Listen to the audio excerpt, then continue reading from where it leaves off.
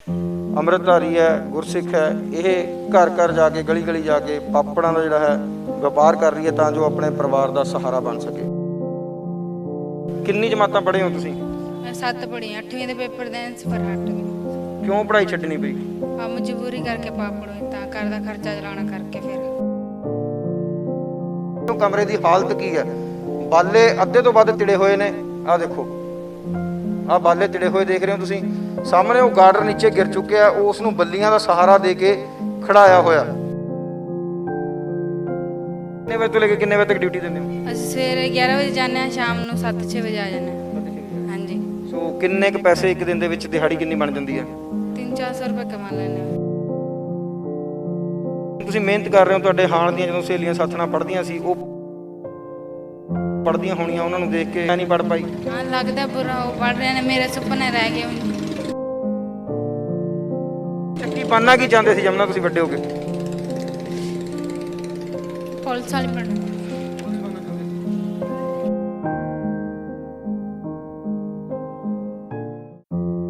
ਇਹ ਜੋ ਥੋੜੀ ਜੀ ਝਲਕ ਤੁਸੀਂ ਹੁਣੇ ਇੱਥੇ ਦੇਖੀ, ਅੱਖਾਂ 'ਚ ਹੰਝੂ ਤੇ ਟੁੱਟੇ ਸੁਪਨੇ ਲਈ ਬੈਠੀ ਪੰਜਾਬ ਦੀ ਉਸ ਧੀ ਦੀ ਕਹਾਣੀ ਹੈ ਜਿਸ ਦਾ ਸੁਪਨਾ ਸੀ ਪੰਜਾਬ ਦੀ ਪੁਲਿਸ 'ਚ ਜਾਣ ਦਾ, ਪਰ ਤਬਾਹ ਕਰਤਾ ਅੱਤ ਦੀ ਗਰੀਬੀ ਨੇ। ਇਹ ਧੀ ਜਮਨਾ ਨੇ 7ਵੀਂ ਪਾਸ ਕੀਤੀ ਸੀ ਅਜੇ ਕਿ ਘਰ ਦੀਆਂ ਮਜਬੂਰੀਆਂ ਦੇਖ ਕੇ ਇਹ ਅੰਮ੍ਰਿਤਧਾਰੀ ਕੁੜੀ ਸਾਈਕਲ ਤੇ ਪਾਪੜ ਵੇਚਣ ਲੱਗ ਗਈ। ਮੁੰਡਿਆਂ ਦੀਆਂ ਸਮਾਜ ਦੀਆਂ ਨਜ਼ਰਾਂ ਅੱਜ-ਕੱਲ੍ਹ ਬਹੁਤ ਮਾੜੀਆਂ ਨੇ। ਉਹਨਾਂ ਨੂੰ ਹੀ ਦੇਖਦਿਆਂ ਇਹ ਧੀ ਸਿਰ ਤੇ ਰੋਜ਼ ਦਸਤਾਰ ਸਜਾਉਂਦੀ ਹੈ। ਛੱਤਾਂ ਡਿੱਗਣ ਵਾਲੀਆਂ ਹੋਈਆਂ ਪਈਆਂ ਘਰ ਦੀਆਂ ਜਿੱਥੇ ਧੀ ਰਹਿੰਦੀ ਹੈ। ਰੋਜ਼ ਸਾਈਕਲ ਤੇ ਤਿਆਰ ਹੋ ਕੇ ਪਾਪੜ ਵੇਚਣ ਲਈ ਗਲੀ ਗਲੀ ਘੁੰਮਦੀ ਹੈ, ਹੌਂਕੇ ਦਿੰਦੀ ਹੈ। 300-400 ਦਿਹਾੜੀ ਬਣਦੀ ਹੈ ਤੇ ਉਸੇ ਦੇ ਨਾਲ ਹੀ ਪਰਿਵਾਰ ਗੁਜ਼ਾਰਾ ਕਰਦਾ ਹੈ। ਆਓ ਤੁਹਾਡੀ ਮੁਲਾਕਾਤ ਕਰਵਾਉਣੀ ਹੈ ਇਸ ਧੀ ਦੇ ਨਾਲ ਤੇ ਕੀ ਸੁਪਨੇ ਸੀ ਇਸ ਦੇ ਤੇ ਕਿਵੇਂ ਉਹਨਾਂ ਦੀ ਤਬਾਹੀ ਹੋਈ ਗਰੀਬੀ ਦੇ ਕਰਕੇ। ਤੁਸੀਂ ਖੁਦ ਇਸ ਧੀ ਤੇ ਉਸਦੇ ਪਰਿਵਾਰ ਦੇ ਮੂੰਹੋਂ ਸੁਣੋ। ਸਤਿ ਸ਼੍ਰੀ ਅਕਾਲ ਜੀ, ਮੈਂ ਅਨੁਰਾਗ ਸ਼ਰਮਾ, ਡੇਲੀ ਪੋਸਟ ਪੰਜਾਬੀ ਦੇਖ ਰਹੇ ਦਰਸ਼ਕਾਂ ਦਾ ਸਵਾਗਤ ਹੈ। ਦੋਸਤੋ, ਅੱਜ ਤੁਹਾਨੂੰ ਇੱਕ ਅਜਿਹੀ ਸ਼ਖਸੀਅਤ ਦੇ ਰੂਬਰੂ ਕਰਨ ਜਾ ਰਿਹਾ ਜਿਸ ਨੇ ਕਿ ਛੋਟੀ ਜਿਹੀ ਉਮਰ ਦੇ ਵਿੱਚ ਹੀ ਜ਼ਿੰਮੇਵਾਰੀ ਸੰਭਾਲੀ, ਕਿਉਂਕਿ ਘਰ ਦੀ ਤੰਗੀ, ਮਾਤਾ ਪਿਤਾ ਤੇ ਬੱਚੇ ਇੱਕ ਤਰ੍ਹਾਂ ਬੋਝ ਨਾ ਬਣਨ, ਇਸ ਕਰਕੇ ਉਹ ਬੱਚਿਆਂ ਨੇ ਅੱਜ ਆਪਣੇ ਮਾਤਾ ਪਿਤਾ ਦੀ ਮਦਦ ਕਰਨ ਲਈ 10 ਸਾਲ ਦੀ ਉਮਰ ਦੇ ਵਿੱਚ ਘਰ ਦੀ ਗੁੱਡੀ ਨੇ, ਘਰ ਦੀ ਬੇਟੀ ਨੇ ਆਪਣੇ ਸਿਰ ਤੇ ਦਸਤਾਰ ਸਜਾ ਲਈ।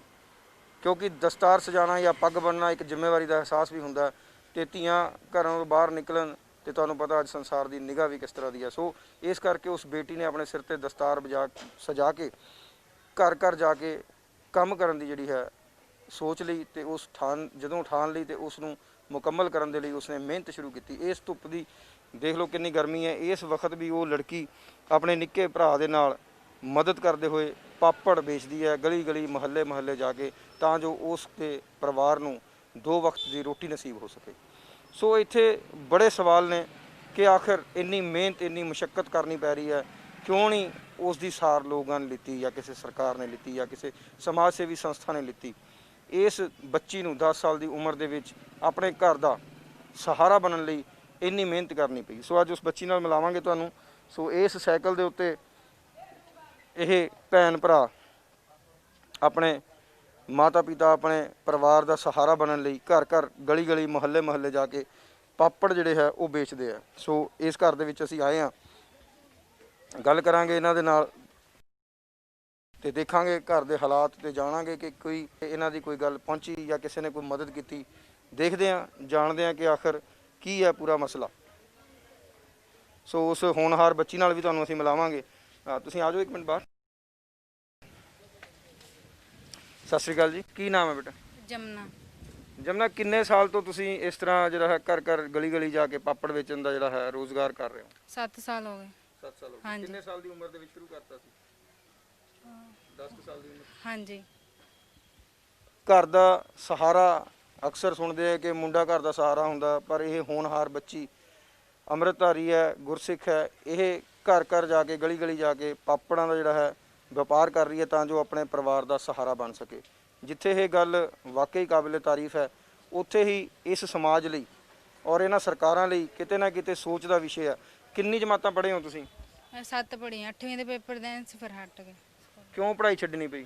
ਆ ਮਜਬੂਰੀ ਕਰਕੇ ਪਾਪੜ ਹੋਏ ਤਾਂ ਘਰ ਦਾ ਖਰਚਾ ਚਲਾਉਣਾ ਕਰਕੇ ਫਿਰ ਪੜ੍ਹਾਈ ਛੱਡਦੀ? ਹਾਂਜੀ।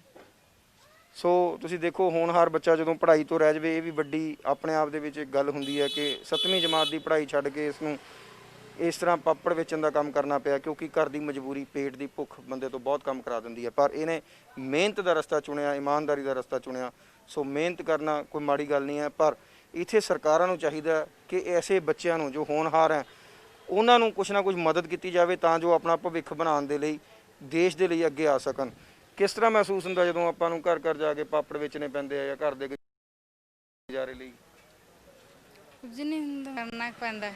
ਕੰਮ ਤਾਂ ਕਰਨਾ ਹੀ। ਹਾਂਜੀ, ਪਰ ਪੜ੍ਹਨ ਦਾ ਸ਼ੌਂਕ ਸੀ, ਕਦੇ ਬੁਰਾ ਨਹੀਂ ਲੱਗਦਾ ਕਿ ਮੈਂ ਪੜ੍ਹ ਨਹੀਂ ਸਕੀ? ਲੱਗਦਾ ਬੁਰਾ। ਪਰ ਮਜਬੂਰੀ ਹੈ ਨਾ, ਕਰਨਾ ਪੈਂਦਾ। ਸੋ ਗੱਲ ਹੈ ਜੀ ਵੱਡੀ। ਚਲੋ ਦੇਖਦੇ ਆ ਆਪਾਂ, ਜਿਹੜਾ ਹੈ ਬਹੁਤ ਨਾਜ਼ੁਕ ਹੈ। ਅੰਦਰ ਆ ਜੰਨੇ ਆ ਜਾਓ। ਇਹ ਫਿਰ ਪਾਪੜੇ ਇਸ ਦੇ ਵਿੱਚ ਲੈ ਕੇ ਜਾਂਦੇ ਹੋ? ਸਾਈਕਲ ਤੇ ਰੱਖ ਲੈਂਦੇ ਹੋ? ਨਾਲ ਤੁਹਾਡੇ ਬ੍ਰਦਰ ਜਾਂਦਾ? ਅੱਛਾ। ਸੋ ਤੁਸੀਂ ਦੇਖ ਸਕਦੇ ਹੋ ਜੀ, ਮਿਹਨਤਕਸ਼ ਲੋਕ ਹੈ। ਘਰ ਵੀ ਬਾਲਿਆਂ ਦੀ ਛੱਤ ਹੈ, ਜਦ ਕਿ ਹਰ ਥਾਂ ਤੇ ਸਕੀਮਾਂ ਦਿੱਤੀਆਂ ਜਾ ਰਹੀਆਂ ਸਰਕਾਰਾਂ ਵੱਲੋਂ ਵੀ ਕਿ ਬਾਲਿਆਂ ਦੀ ਛੱਤ ਵਾਲੇ ਘਰਾਂ ਨੂੰ ਅਸੀਂ ਬਦਲਾਂਗੇ, ਲੈਂਟਰ ਪਾ ਦਾਂਗੇ। ਪਰ ਇਹਨਾਂ ਨੂੰ ਪੁੱਛਦੇ ਆ, ਜਮਨਾ ਤੁਸੀਂ ਸਾਈਡ ਆ ਜਾਓ, ਕਦੇ ਕੋਈ ਸਰਕਾਰ ਵੱਲ ਗੁਹਾਰ ਕੀਤੀ ਜਾਂ ਕੋਈ ਨੁਮਾਇੰਦਾ ਆਇਆ ਸਰਕਾਰ ਦਾ ਜਿਹਨੇ ਦੇਖਿਆ ਹੋਵੇ ਵੀ ਘਰ ਦੇ ਹਾਲਾਤ ਹੈ ਔਰ ਬੱਚੇ ਇਸ ਤਰ੍ਹਾਂ ਮਿਹਨਤ ਕਰ ਰਹੇ ਆ? ਕਦੇ ਹੋਇਆ? ਨਾ ਜੀ, ਇੱਦਾਂ ਦਾ ਕੁਝ ਨਹੀਂ ਹੋਇਆ। ਆਏ ਸੀ ਬਸ ਦੇਖ ਕੇ ਚਲੇ ਜਾਂਦੇ ਨੇ, ਲਿਖ ਕੇ, ਜਗ੍ਹਾ ਮਿਣ ਕੇ। ਹਾਂਜੀ। ਕਿੰਨੇ ਸਾਲ ਤੇ ਕਿੰਨੀ ਵਾਰ ਆ ਚੁੱਕੇ ਹੁਣ ਤੱਕ? ਆਏ ਨੇ 3-4 ਸਾਲ ਹੋ ਗਏ ਆਏ ਨੇ। ਹਾਂਜੀ। ਚਲੋ ਇਹਨਾਂ ਦੇ ਫਾਦਰ ਨਾਲ ਵੀ ਗੱਲ ਕਰਦੇ ਆ। ਆਜੋ ਜੀ ਤੁਸੀਂ ਵੀ। ਆਇਆ ਜੀ ਆਪਣਾ? ਦੁੱਲਾ ਸਿੰਘ ਜੀ। ਦੁੱਲਾ ਸਿੰਘ ਜੀ, ਜਿਸ ਤਰ੍ਹਾਂ ਬੱਚੇ ਮਿਹਨਤ ਕਰ ਰਹੇ ਆ, ਤੁਸੀਂ ਵੀ ਕੰਮਕਾਰ ਕਰ ਰਹੇ ਹੋ, ਪਰ ਸ਼ਾਇਦ ਪਰਿਵਾਰ 'ਚ ਗੁਜ਼ਾਰਾ ਨਹੀਂ ਹੁੰਦਾ, ਇਸ ਕਰਕੇ ਬੱਚਿਆਂ ਨੂੰ ਮਿਹਨਤ ਕਰਨੀ ਪੈ ਰਹੀ ਹੈ। ਕਦੇ ਸਰਕਾਰਾਂ ਨਾਲ ਇਸ ਬਾਰੇ ਗੱਲ ਕੀਤੀ? ਸਰਕਾਰਾਂ ਆਉਂਦੀਆਂ ਨੇ ਜੀ, ਸਾਡੇ ਐਮਸੀ ਆਉਂਦੇ ਨੇ, ਕਹਿੰਦੇ ਸਾਡੇ ਤੁਹਾਡਾ ਮਕਾਨ ਪੈਸੇ ਦਵਾਵਾਂਗੇ, ਗਵਰਨਮੈਂਟ ਦੇ ਰਹੀ ਹੈ। ਕਈ ਵਾਰੀ ਫੋਟੋਆਂ ਲੈ ਕੇ ਛੱਤਾਂ ਦੀਆਂ, ਫਿਰ ਆਂਦਾ ਹੀ ਕੋਈ ਨਹੀਂ। ਇੱਕ ਵਾਰੀ ਲੈ ਜਾਂਦੇ ਨੇ, ਮੁੜ ਜਾਂਦੇ ਨੇ, ਫਿਰ ਆਂਦਾ ਨਹੀਂ ਕੋਈ। ਨਾ, ਕੋਈ ਨਹੀਂ। ਸੋ ਜਿਸ ਤਰ੍ਹਾਂ ਕਿ ਹੁਣ ਬੱਚਿਆਂ ਨੂੰ ਮਿਹਨਤ ਕਰਨੀ ਪੈ ਰਹੀ ਹੈ, ਬੱਚਿਆਂ ਦੀ ਪੜ੍ਹਾਈ ਵੀ ਰਹਿ ਗਈ। ਮੁੰਡਾ ਕਿੰਨੀਆਂ ਜਮਾਤਾਂ ਪੜ੍ਹਿਆ? 3 ਪੜ੍ਹਿਆ ਜੀ ਉਹ। ਪੜ੍ਹਿਆ ਹੀ ਨਹੀਂ, ਫਿਰ 3 ਸਾਲ ਜਾਂਦਾ ਰਿਹਾ, ਮੁੜ ਕੇ ਹਟ ਗਿਆ। ਉਹ ਵੀ, ਗੁੱਡੀ ਵੀ ਹਟ ਗਈ। ਹੋਰ ਘਰ ਦੇ ਵਿੱਚ ਕੌਣ ਕੌਣ ਹੈ ਜੀ? ਮੰਮੀ ਹੈ, ਘਰ ਵਾਲੇ ਨੇ, ਘਰ ਦੇ ਮੈਂਬਰ ਨੇ, 3 ਜਵਾਕ ਨੇ, 2 ਕੁੜੀਆਂ, 1 ਮੁੰਡਾ। ਗੁੱਡੀ ਵਿਆਹਤੀ ਪਿਛਲੇ ਸਾਲ। ਸੋ ਇਸ ਘਰ ਦੇ ਵਿੱਚ 2 ਗੁੱਡੀਆਂ, 1 ਮੁੰਡਾ, ਜਿਨ੍ਹਾਂ 'ਚੋਂ 1 ਬੇਟੀ ਦਾ ਵਿਆਹ ਹੋ ਗਿਆ ਤੇ 1 ਮੁੰਡਾ ਤੇ ਬੇਟੀ ਹੈ ਜਿਹੜੀ ਇਹ ਘਰ-ਬਾਰ ਚਲਾਉਣ ਦੇ ਲਈ ਆਪਣੇ ਪਿਤਾ ਦੀ ਮਦਦ ਕਰ ਰਹੇ ਆ। ਇਹ ਕੁੜੀ ਬਾਪ ਦਾ ਸਹਾਰਾ ਬਣੀ ਹੋਈ ਹੈ। ਜਿਸ ਤਰ੍ਹਾਂ ਕਿ ਲੋਕ ਅਕਸਰ ਕਹਿੰਦੇ ਆ ਕਿ ਮੁੰਡੇ ਹੀ ਸਹਾਰਾ ਹੁੰਦੇ ਆ, ਪਰ ਇਸ ਬੇਟੀ ਨੇ ਸਾਬਿਤ ਕਰ ਦਿੱਤਾ ਵੀ ਕੁੜੀਆਂ ਵੀ ਕਿਸੇ ਪਾਸੋਂ, ਕਿਸੇ ਥਾਂ ਤੇ ਘੱਟ ਨਹੀਂ ਹੈ। ਸੋ ਇਹ ਉਹਨਾਂ ਲੋਕਾਂ ਨੂੰ ਵੀ ਸੋਚਣਾ ਚਾਹੀਦਾ ਜੋ ਕਿ ਅੱਜ ਭਰੂਣ ਹੱਤਿਆ ਵਰਗੇ ਪਾਪ ਕਰਨ ਦੇ ਤੋਂ ਵੀ ਪਿੱਛੇ ਨਹੀਂ ਹਟਦੇ। ਉਹ ਦੇਖਣ ਕਿ ਇੱਥੇ ਬੱਚੀ ਵੀ ਪਿਤਾ ਦਾ ਸਹਾਰਾ ਬਣੀ ਹੋਈ ਹੈ, ਮੋਢੇ ਨਾਲ ਮੋਢਾ ਲਾ ਕੇ ਖੜੀ ਹੈ। ਚਾਹੇ ਉਸ ਨੂੰ ਪਾਪੜ ਵੇਚਣ ਦਾ ਕੰਮ ਵੀ ਕਰਨਾ ਪੈ ਰਿਹਾ, ਪਰ ਉਹ ਆਪਣੇ ਘਰ ਦਾ ਸਹਾਰਾ ਬਣੀ ਹੈ। ਸੋ ਦੇਖਦੇ ਹਾਂ ਘਰ ਦੇ ਹਾਲਾਤ ਕਿ ਸਰਕਾਰਾਂ ਕਿਉਂ ਨਹੀਂ ਉਹਨਾਂ ਨੂੰ ਦਿਖਦੇ। ਅਸੀਂ ਅੱਜ ਆਪਣੇ ਮਾਧਿਅਮ ਰਾਹੀਂ ਸਰਕਾਰਾਂ ਤੱਕ ਇਹ ਸੰਦੇਸ਼ ਪਹੁੰਚਾਉਣ ਦੀ ਕੋਸ਼ਿਸ਼ ਕਰ ਰਹੇ ਹਾਂ ਕਿ ਸਰਕਾਰ ਦੇਖੇ ਵੀ ਇਸ ਥਾਂ ਦੇ ਉੱਤੇ ਜਿੱਥੇ ਇੱਕ ਬੱਚੇ ਮਿਹਨਤ ਕਰਕੇ ਆਪਣਾ ਪਰਿਵਾਰ ਪਾਲ ਰਹੇ ਆ ਔਰ ਉਹਨਾਂ ਦੇ ਘਰ ਦੀ ਇਹ ਹਾਲਾਤ ਹੈ। ਕਿਤੇ ਤਾਂ ਇਹ ਹੁੰਦਾ ਵੀ ਕੋਈ ਮਾੜਾ ਜਿਹਾ ਕੋਈ ਚੰਗਾ ਕੰਮ ਕਰਦਾ, ਕੋਈ ਹਾਸਾ ਮਜ਼ਾਕ ਕਰ ਦਿੰਦਾ ਤੇ ਸਰਕਾਰਾਂ ਉਹਨੂੰ ਸਿਰ ਤੇ ਚੱਕ ਲੈਂਦੀਆਂ, ਸਮਾਜ ਸੇਵੀ ਸੰਸਥਾਵਾਂ ਉਸ ਦਾ ਘਰ ਬਣਾ ਦਿੰਦੀਆਂ। ਪਰ ਜਿੱਥੇ ਜ਼ਰੂਰਤ ਮਹਿਸੂਸ ਹੁੰਦੀ ਹੈ, ਇੱਥੇ ਬੱਚੇ ਦਿਨ ਰਾਤ ਮਿਹਨਤ ਕਰ ਰਹੇ ਆ, ਇਹਨਾਂ ਵੱਲ ਕੋਈ ਦੇਖਦਾ ਵੀ ਨਹੀਂ। ਕੈਮਰਾਮੈਨ ਨੂੰ ਗੁਜ਼ਾਰਿਸ਼ ਕਰਾਂਗਾ ਕਿ ਘਰ ਦੇ ਹਾਲਾਤ ਵੀ ਦਿਖਾਉਣ ਤਾਂ ਜੋ ਇਹਨਾਂ ਦੀ ਤਸਵੀਰ ਪਹੁੰਚ ਸਕੇ ਔਰ ਦੇਖਣ। ਆ ਦੇਖੋ, ਇਹ ਛੱਤ ਵੀ ਗਿਰਨ ਵਾਲੀ ਹੈ, ਇਹਨੂੰ ਵੀ ਰੋਕਿਆ ਹੋਇਆ। ਸੋ ਅੰਦਰ ਚਲੇ ਜਾਈਏ। ਬਾਲਿਆਂ ਵਾਲਾ ਘਰ ਹੈ ਜੀ ਔਰ ਛੋਟਾ ਜਿਹਾ ਘਰ ਹੈ, ਤੁਸੀਂ ਦੇਖ ਰਹੇ ਹੋ। ਇਹਦੇ ਵਿੱਚ ਆਪਣਾ ਗੁਜ਼ਰ ਬਸਰ ਹੈ ਜਿਹੜਾ ਬੜੇ ਔਖੇ ਤਰੀਕੇ ਨਾਲ ਕੀਤਾ ਜਾ ਰਿਹਾ। ਦੇਖਣ ਦੀ ਬਹੁਤ ਜ਼ਿਆਦਾ ਜ਼ਰੂਰਤ ਹੈ। ਬੰਦ ਕਰ ਲੈਣ ਅੰਦਰ ਲੈਣ ਵਾਲੇ। ਸੋ ਘਰ ਦੇ ਅੰਦਰਲੇ ਪਾਸੇ ਆ ਗਏ ਆ। ਘਰ ਦੇ ਵਿੱਚ ਟੋਟਲ 2 ਕਮਰੇ ਆ, 1 ਕਮਰਾ ਬਾਹਰ ਹੈ, ਇਹ ਦੂਜਾ ਕਮਰਾ। ਤੁਸੀਂ ਦੇਖ ਸਕਦੇ ਹੋ ਕਮਰੇ ਦੀ ਹਾਲਤ ਕੀ ਹੈ। ਬਾਲੇ ਅੱਧੇ ਤੋਂ ਵੱਧ ਤਿੜੇ ਹੋਏ ਨੇ। ਆਹ ਦੇਖੋ, ਆਹ ਬਾਲੇ ਤਿੜੇ ਹੋਏ ਦੇਖ ਰਹੇ ਹੋ ਤੁਸੀਂ। ਸਾਹਮਣੇ ਉਹ ਗਾਰਡਰ ਨੀਚੇ ਗਿਰ ਚੁੱਕਿਆ, ਉਸ ਨੂੰ ਬੱਲੀਆਂ ਦਾ ਸਹਾਰਾ ਦੇ ਕੇ ਖੜਾਇਆ ਹੋਇਆ।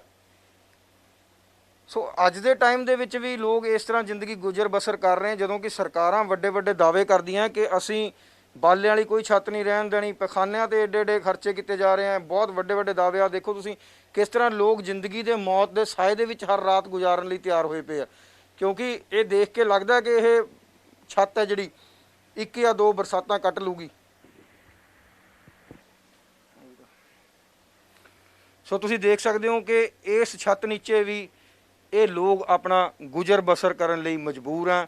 ਆਖਿਰ ਕਿਉਂ ਨਹੀਂ ਅੱਜ ਤੱਕ ਇਹਨਾਂ ਤੱਕ ਕੋਈ ਪਹੁੰਚਿਆ ਜੇਕਰ ਗੱਲ ਕਰਦੇ ਆ, ਇਹ ਕਹਿੰਦੇ ਵੀ ਆਂਦੀਆਂ ਜ਼ਰੂਰ ਸਰਕਾਰੀ ਨੁਮਾਇੰਦੇ ਸਾਡੇ ਕੋਲ ਪਹੁੰਚਦੇ ਆ, ਐਮਸੀ ਪਹੁੰਚਦਾ, ਫੋਟੋਆਂ ਖਿੱਚ ਕੇ ਜ਼ਰੂਰ ਲੈ ਜਾਂਦਾ, ਪਰ 3 ਸਾਲ 4 ਸਾਲ ਹੋ ਗਏ ਅੱਜ ਤੱਕ ਕੋਈ ਪਹੁੰਚਿਆ ਨਹੀਂ। ਸੋ ਤੁਸੀਂ ਦੇਖੋ, ਇੱਕ ਛੱਤ ਨੂੰ 3-3 ਸਪੋਰਟਾਂ ਦੇ ਕੇ ਟੁੱਟੇ ਹੋਏ ਬਾਲੇ ਆ ਬਾਹਰ ਨਿਕਲ ਰਹੇ ਆ। ਇਹ ਬਾਲਿਆਂ ਦੀ ਸਪੋਰਟਾਂ ਫਿਰ ਵੀ ਲਾਈਆਂ ਹੋਈਆਂ। ਇਸ ਛੱਤ ਦੇ ਨੀਚੇ ਇਹ ਲੋਕ ਜ਼ਿੰਦਗੀ ਬਤੀਤ ਕਰਨ ਲਈ ਮਜਬੂਰ ਹੋਏ ਆ। ਕਹਿੰਦੇ ਰਾਤ ਨੂੰ ਬੰਦੇ ਨੂੰ ਚੈਨ ਦੀ ਨੀਂਦ ਚਾਹੀਦੀ ਹੈ, ਪਰ ਮੈਂ ਇਸ ਨੂੰ ਮੰਨ ਨਹੀਂ ਸਕਦਾ ਵੀ ਇਸ ਛੱਤ ਨੀਚੇ ਕੋਈ ਚੈਨ ਦੀ ਨੀਂਦ ਸੋ ਸਕਦਾ, ਕਿਉਂਕਿ ਇਹ ਛੱਤ ਦਾ ਕੋਈ ਪਤਾ ਨਹੀਂ, ਕੋਈ ਭਰੋਸਾ ਨਹੀਂ ਵੀ ਕਦੋਂ ਇਹ ਬੰਦਿਆਂ ਦੇ ਉੱਪਰ ਗਿਰ ਜਾਵੇ। ਸੋ ਇੱਥੇ ਅਸੀਂ ਸਰਕਾਰ ਨੂੰ ਜਿੱਥੇ ਕਹਿ ਰਹੇ ਹਾਂ, ਉੱਥੇ ਉਹਨਾਂ ਸਮਾਜ ਸੇਵੀ ਸੰਸਥਾਵਾਂ ਨੂੰ ਵੀ ਕਹਿਣਾ ਚਾਹਾਂਗੇ ਕਿ ਤੁਸੀਂ ਬੜੀ ਲੋਕਾਂ ਦੀ ਮਦਦ ਕਰਦੇ ਹੋ, ਜਾਂਦੇ ਹੋ, ਕਦੇ ਕੋਈ ਮਾੜਾ ਜਿਹਾ ਟਿਕਟੌਕ ਤੇ ਸਟਾਰ ਬਣ ਜਾਂਦਾ, ਉਹਦੇ ਮਗਰ 4-4 ਚੀਜ਼ਾਂ ਲੱਗ ਜਾਂਦੀਆਂ। ਪੂਰੀ ਗੁਰਸਿੱਖ ਫੈਮਿਲੀ ਹੈ, ਸਾਰੇ ਅੰਮ੍ਰਿਤਧਾਰੀ ਬੱਚੇ ਹੈ, ਪਿਤਾ ਉਹਨਾਂ ਦੇ ਅੰਮ੍ਰਿਤਧਾਰੀ ਹੈ। ਸੋ ਇਹਨਾਂ ਚਾਹੇ ਉਹ ਕੋਈ ਵੀ ਕਮੇਟੀ ਹੈ, ਕੋਈ ਵੀ ਸੰਸਥਾ ਹੈ, ਕੋਈ ਵੀ NGO ਹੈ, ਕੋਈ ਵੀ ਸਰਕਾਰ ਹੈ, ਕੋਈ ਵੀ ਸਰਕਾਰੀ ਨੁਮਾਇੰਦਾ, ਅਸਲ ਮਦਦ ਦੀ ਜ਼ਰੂਰਤ ਤਾਂ ਇਸ ਘਰ ਨੂੰ ਹੈ ਜਿੱਥੇ ਕਿ ਛੱਤਾਂ ਟੁੱਟੀਆਂ ਹੋਈਆਂ, ਲੋਕ ਜ਼ਿੰਦਗੀ ਮੌਤ ਦੇ ਸਾਏ ਦੇ ਵਿੱਚ ਰਾਤਾਂ, ਬੱਚੇ ਗਲੀ ਮੁਹੱਲੇ ਜਾ ਕੇ ਇਹ ਕੁੜੀ ਜਿਹੜੀ ਹੈ ਪਾਪੜ ਵੇਚ ਰਹੀ ਹੈ। ਤੁਹਾਨੂੰ ਪਤਾ ਅੱਜ ਦੁਨੀਆ ਦੀ ਨਜ਼ਰ ਕਿੰਨੀ ਮਾੜੀ ਹੈ। ਸੋ ਪਰ ਇਸ ਨੇ ਫਿਰ ਵੀ ਹੌਸਲਾ ਨਹੀਂ ਹਾਰਿਆ। ਇਸ ਧੀ ਨੇ ਆਪਣੇ ਪਿਓ ਦੀ ਬਰਾਬਰ ਮਦਦ ਕੀਤੀ। ਸਰ ਦੇ ਉੱਤੇ ਇਹਨੇ ਦਸਤਾਰ ਸਜਾਈ ਹੈ, ਕਿਉਂਕਿ ਦਸਤਾਰ ਜਿੱਥੇ ਸਿੱਖੀ ਦੀ ਤਾਜ ਮੰਨਿਆ ਜਾਂਦਾ, ਉੱਥੇ ਜ਼ਿੰਮੇਵਾਰੀ ਵੀ ਮੰਨੀ ਜਾਂਦੀ ਹੈ। ਸੋ ਪਰਿਵਾਰ ਦੀ ਵੱਡੀ ਧੀ ਹੋਣ ਦੇ ਨਾਤੇ ਦਸਤਾਰ ਸਜਾ ਕੇ ਇਹ ਘਰ ਦੇ ਵਿੱਚ ਵੱਡੀ ਹੋਣ ਦਾ ਪਰ ਫਰਜ਼ ਇੱਥੇ ਸਮਾਜ ਦਾ ਵੀ ਬਣਦਾ, ਸਮਾਜ ਸੇਵੀ ਸੰਸਥਾਵਾਂ ਦਾ ਵੀ ਬਣਦਾ, ਸਰਕਾਰਾਂ ਦਾ ਸਭ ਤੋਂ ਵੱਡਾ ਫਰਜ਼ ਬਣਦਾ ਕਿ ਇਸ ਪਰਿਵਾਰ ਵੱਲ ਵੀ ਝਾਤੀ ਮਾਰਨ। ਜੋ ਲੋਕ ਇਸ ਤਰ੍ਹਾਂ ਦੀ ਛੱਤਾਂ ਨੀਚੇ ਸੋ ਰਹੇ ਆ, ਇਹਨਾਂ ਵੱਲ ਵੀ ਦੇਖਣ। ਇਹ ਲਾਜ਼ਮੀ ਨਹੀਂ ਹੈ, ਜ਼ਰੂਰੀ ਨਹੀਂ ਹੈ ਵੀ ਜਦੋਂ ਕੋਈ ਅਣਹੋਣੀ ਆਉਣ ਤੋਂ ਬਾਅਦ ਸਰਕਾਰਾਂ ਜਾਗਣ ਤੇ ਇਹਨਾਂ ਤੱਕ ਪਹੁੰਚ ਕਰਨ। ਉਸ ਤੋਂ ਪਹਿਲਾਂ ਹੀ ਪਹੁੰਚ ਕੇ ਇਹਨਾਂ ਦੀਆਂ ਛੱਤਾਂ ਬਦਲਵਾ ਦਿੱਤੀਆਂ ਜਾਣ ਤੇ ਇਹੋ ਜਿਹੇ ਬੱਚਿਆਂ ਨੂੰ, ਹੋਣਹਾਰ ਬੱਚਿਆਂ ਨੂੰ ਪੜ੍ਹਨ ਦਾ ਮੌਕਾ ਮਿਲੇ, ਕਿਤੇ ਕੰਮ ਕਰਨ ਦਾ ਮੌਕਾ ਮਿਲੇ। ਪਾਪੜ ਵੇਚਦੇ ਬੱਚੇ ਚੰਗੇ ਨਹੀਂ ਲੱਗਦੇ ਜੋ ਕਿ ਹੋਣਹਾਰ ਹੈ, ਗੁਰਸਿੱਖ ਫੈਮਲੀਆਂ ਤੋਂ ਆ। ਸੋ ਇਹਨਾਂ ਲਈ ਸਰਕਾਰ ਨੂੰ ਚਾਹੀਦਾ ਕਿ ਵੱਡੇ ਕਦਮ ਚੱਕ ਕੇ ਇਹਨਾਂ ਦੀ ਸਾਰ ਲਿੱਤੀ ਜਾਵੇ। ਮੈਂ ਤਾਂ ਸਮਾਣਾ ਸ਼ਹਿਰ ਦੇ MC MLA MP ਜੋ ਵੀ ਨੇ, ਉਹਨਾਂ ਨੂੰ ਵੀ ਗੁਜ਼ਾਰਿਸ਼ ਕਰੂੰਗਾ ਕਿ ਕਿਉਂ ਨਹੀਂ ਤੁਸੀਂ ਇਹਨਾਂ ਦੀ ਸਾਰ ਲਿੱਤੀ। ਅੱਜ ਤੱਕ ਇਹ ਕਿਉਂ ਇਸ ਤਰ੍ਹਾਂ ਦੁਰਗਮ ਦੀ ਜ਼ਿੰਦਗੀ ਜਿਹੜੀ ਹੈ ਬਤੀਤ ਕਰਨ ਲਈ ਮਜਬੂਰ ਹੋਇਆ। ਗੱਲ ਕਰਾਂਗੇ ਉਸ ਬੱਚੀ ਦੇ ਨਾਲ ਵੀ ਕਿ ਆਖਰ ਹਰ ਰੋਜ਼ ਸਵੇਰੇ ਤੋਂ ਲੈ ਕੇ ਸ਼ਾਮ ਤੱਕ ਮਿਹਨਤ ਕਰਦੀ ਉਹ ਬੱਚੀ ਸ਼ਾਮ ਨੂੰ ਕਿੰਨੇ ਪੈਸੇ ਕਮਾ ਲੈਂਦੀ ਹੋਏਗੀ।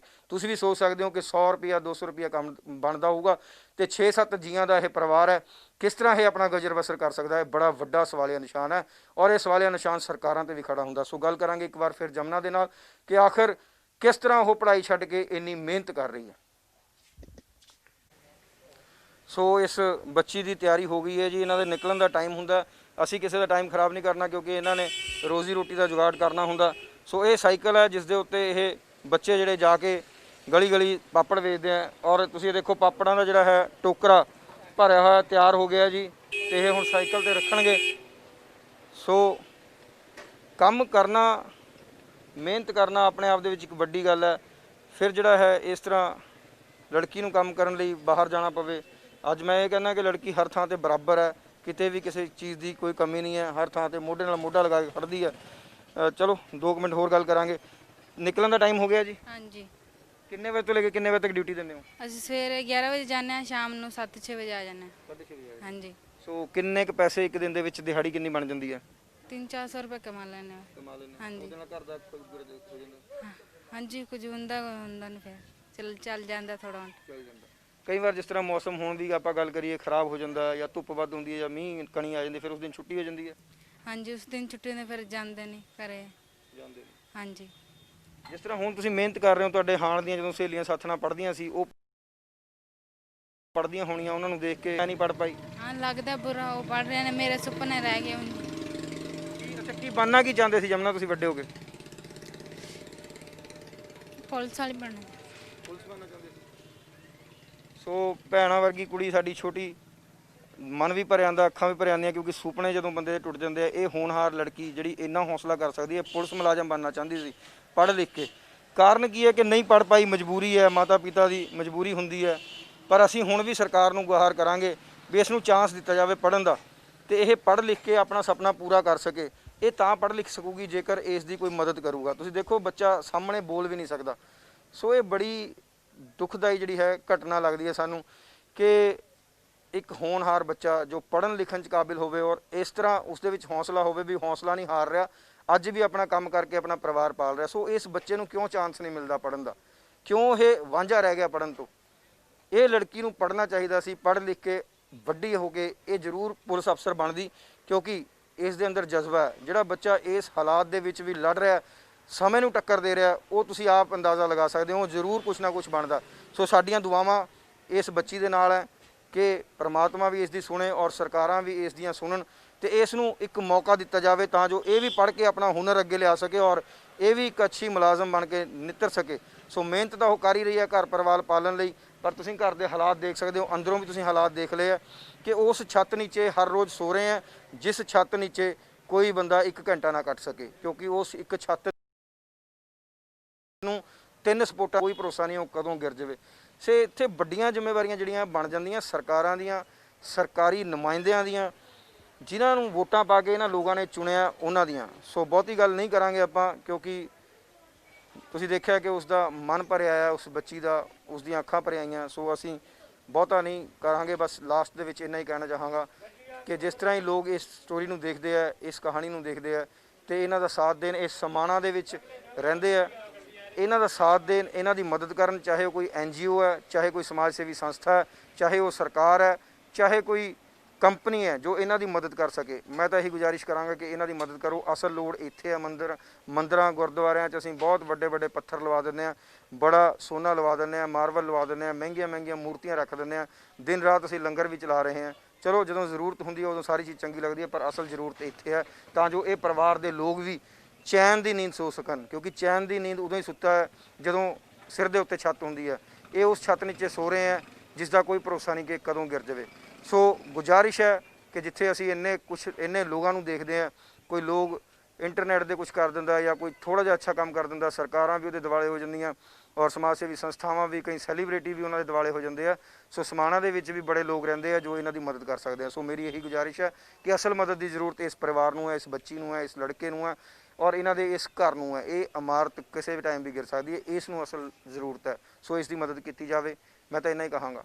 ਕੈਮਰਾਮੈਨ ਲਵਿਸ਼ ਦੇ ਨਾਲ ਅਨੁਰਾਗ ਸ਼ਰਮਾ, ਸਮਾਣਾ ਤੋਂ, ਡੇਲੀ ਪੋਸਟ ਪੰਜਾਬੀ ਲਈ।